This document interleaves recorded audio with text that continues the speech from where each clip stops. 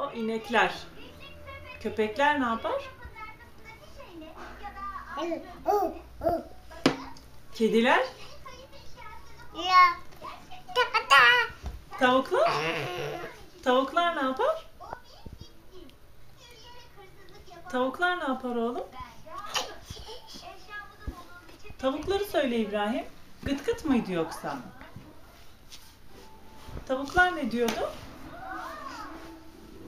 İbrahim. Tavuklar ne diyor oğlum? Peki inekler ne diyor? İnekler ne yapıyordu?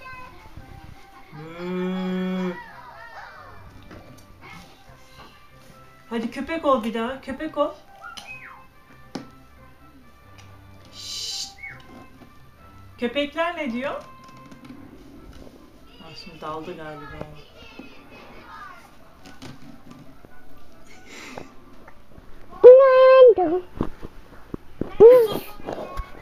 Sus.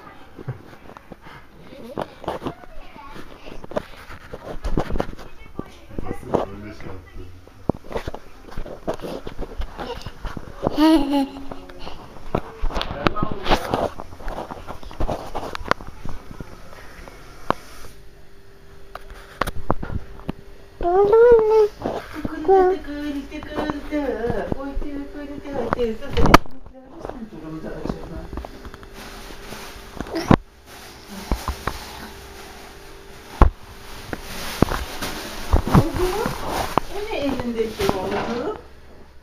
Tavuklar ne der aşkım, tavuklar? Köpekler ne der?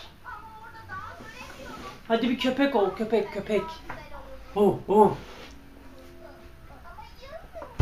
İbrahim köpek olmuş. İbrahim köpek.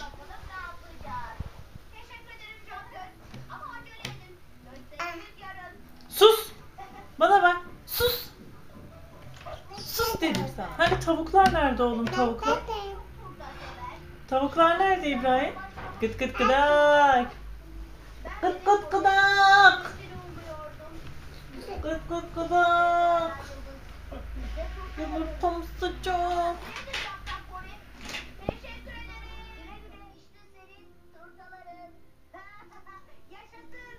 Bu İbrahim, yumurta tavuktan çıkar. Yumurtayı tavuklar yapar. Sen biliyor musun? Gıt gıt gıdak, gıt gıt gıdak, gıt gıt gıdak. Ya parmağı nasıl güzel bükülüyor ya.